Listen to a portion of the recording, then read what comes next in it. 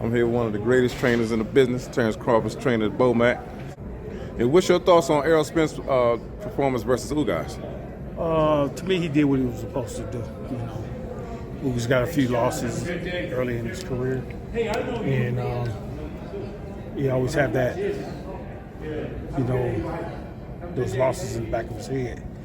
Yeah. With some fighters, after a while, when they get tough, those losses pretty much sometimes come up. Now, if Errol Spence make the same mistake he made versus Danny Garcia and Ugas by turning his back when his mouthpiece fails or when it falls out, if he makes the same mistake against Terence Crawford, what do you think would happen? Just knowing Bud gonna keep going, you know. But then you got to think about the timing of it. You know, if the ref really did say break or, you know, something like that. But they say protect yourself at all times. So are we really, really guaranteed to see this fight happen between Errol and Crawford? Yeah, I think we're guaranteed to see the fight happen. I think a little later on this year, you know, we should get a date here pretty soon.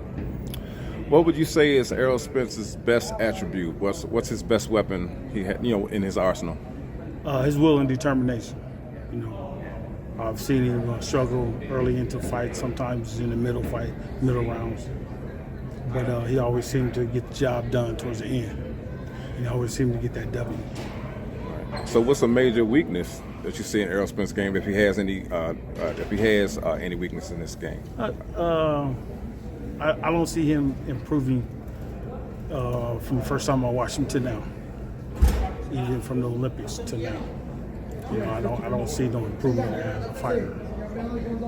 Let me say this: if a fight does happen between Errol Spence and Terence Crawford, how do you see Crawford winning? Would it be a decision or by knockout? Just dominating. Just dominate? Just dominating, doing what he needs to do. Terence is definitely going to be in shape.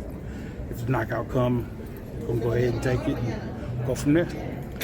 Okay, Shakur said Crawford is knocking out heavyweights in sparring, but you have people still saying Crawford's power is overrated, even though he just KO'd Porter.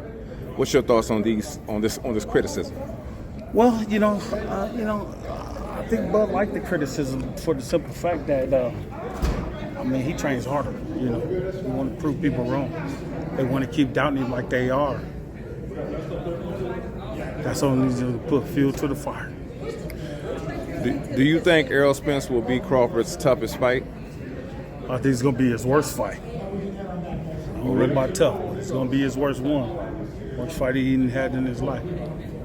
Which fight is more challenging for Crawford, like throughout his career? I mean, do you think it would be Charlo or would it be Errol Spence? As far as what could happen. Okay. All right. All right. I think Spence is going to be a little bit more, you know, challenging for Bud. You know, first couple rounds until he figured things out, and then just going to take him. Run away with the fight. Yeah, I got one last question for you, and then I'm going to get a couple of quick predictions. I ain't going to hold you up. But what's your thoughts on Charlo responding to Crawford, calling him out by telling Crawford to leave me alone and go prove yourself? I don't think he wants to work. Simple as that. I think he just don't. I think his mind is set on trying to unify that division. You know, just listen to what he says. You know, his mind is set on unifying that division. And if Bud comes up, he's probably obligated to fight him. Okay.